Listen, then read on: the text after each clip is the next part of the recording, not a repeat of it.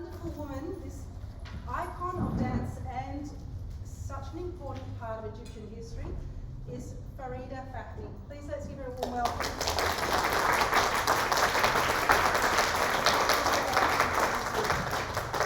I'd like to introduce Farida and also to honour her because she is one of the true artists of the Middle Eastern style dance, the Egyptian dance specifically, who not only elevated the dance to such a high form, but she's writing a book now about her life. It's incredible.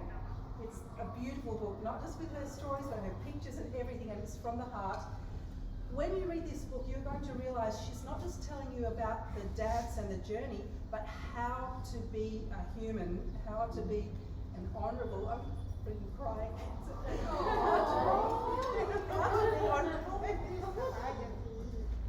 How to be honourable, how to stay present, stay elevated, and stay honourable. I love honourable people. That's why, of course, I love Sam and I love Farida, because to me, it's one of the traits that is disappearing.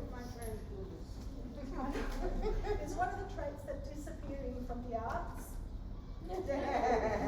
It's disappearing from humanity.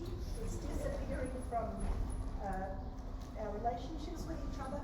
But when you understand where Farida comes from, and the whole Reda Troupe Ensemble and her beautiful husband Ali, you will understand that when you get into that level of high arts, you have to do it with honour. You don't do it with honour, you will never get to that level.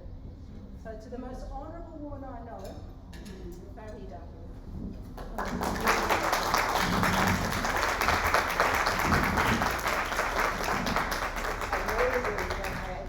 Dancing ages ago, and still I have this feeling with people having this feeling for me. It's something that one can never live to have happened to. People are forgotten, but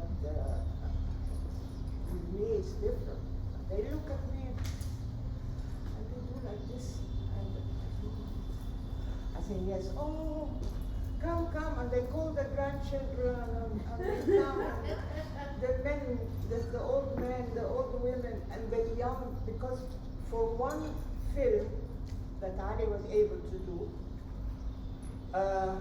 they're seeing it in TV all the time, so all the generations are seeing it. So the little children, remember me when some people, kind of like, oh my God, she's old, but that's okay. But most of the time there's this love. This is like the whole society, throughout the generations, they have a very good respect for us, because sadly, nobody had the stamina or the artistic what's it called, when you're strong artistically, nor do they care. So nobody kept up this train. What was, they kind of stopped it, and it stopped alone. It finished the momentum and it stopped. So there was a time when it was going on through the momentum only, not through us. And then it kind of like stopped. So people are very nostalgic, and especially the grandparents and the parents, they keep reminding them. And so the young people remember. I have a few young friends, it's unbelievable. Very young, I mean, they're like my grandchildren. And they love me, they come and they ask me and they sit with me. So there are a few that have managed to, maybe it's because they're very intellectual, maybe because they come from nice families, I don't know. But I have also young children, friends, yeah. They come for advice, they come for everything, so it's very nice. So I arranged with Katie that we will talk about something that we did, which was called from, what's the matter, darling? By the way, just to let you know. It's okay. Let me start from the beginning.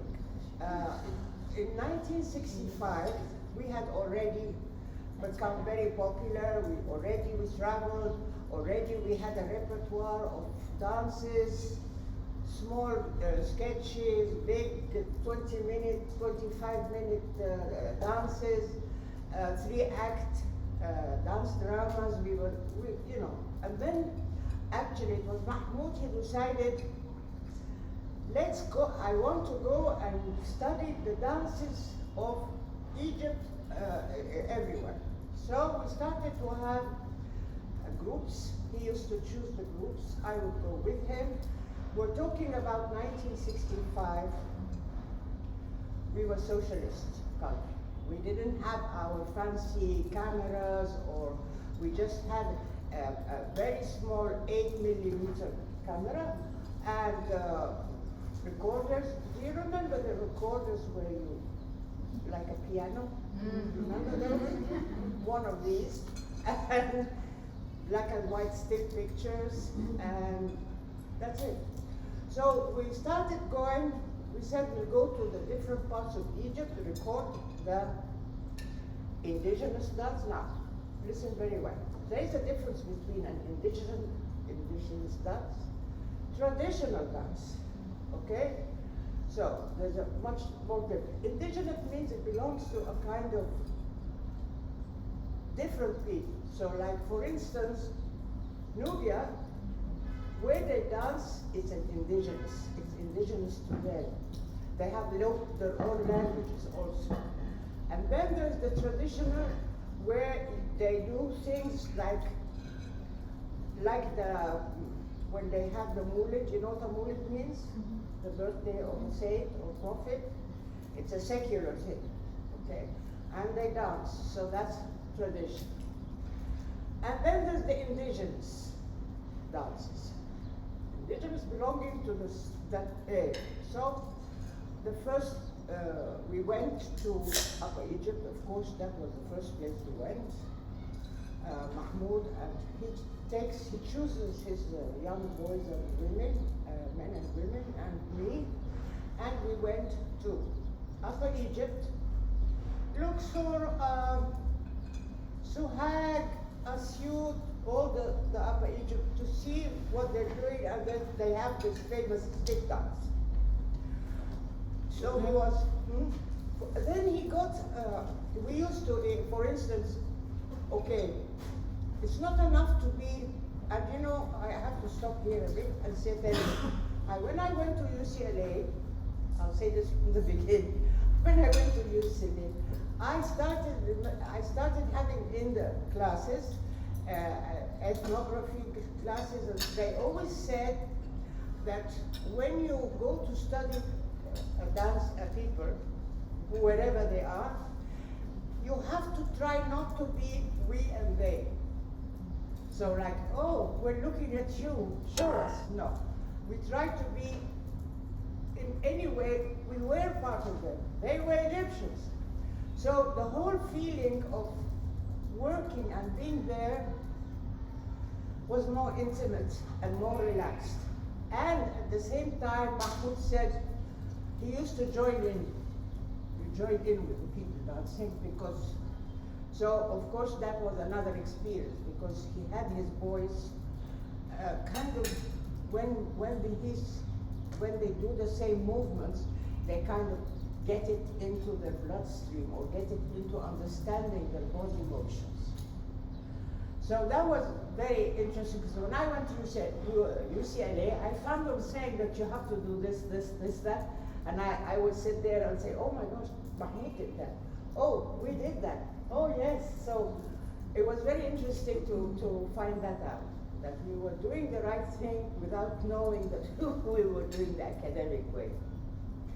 Now, we discovered, or when I studied and thought about it, the dances Mahmoud took from the original places and put on stage.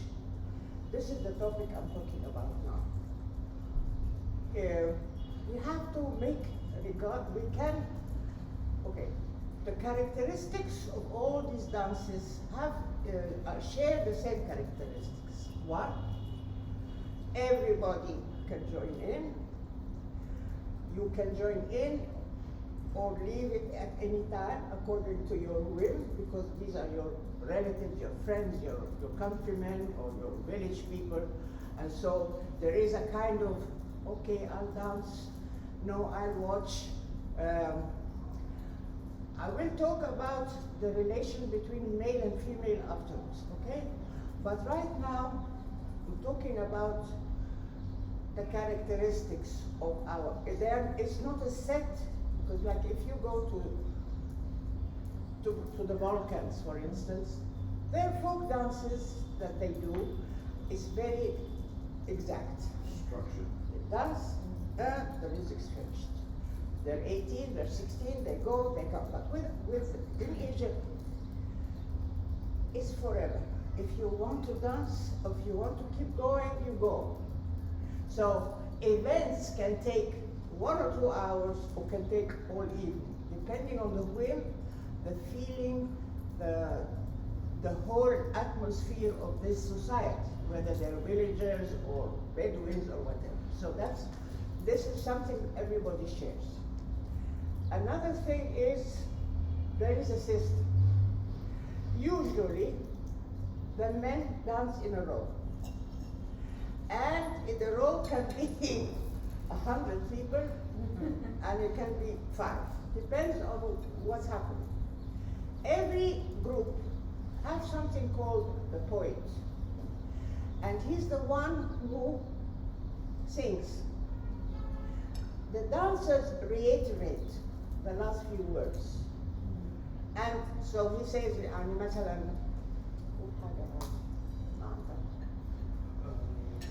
الناس يبونا الناس that's the man says like this. So they will say مليح مليح مليح. You understand? يعني they reiterate some special things. And he is the one who decides when to change the song.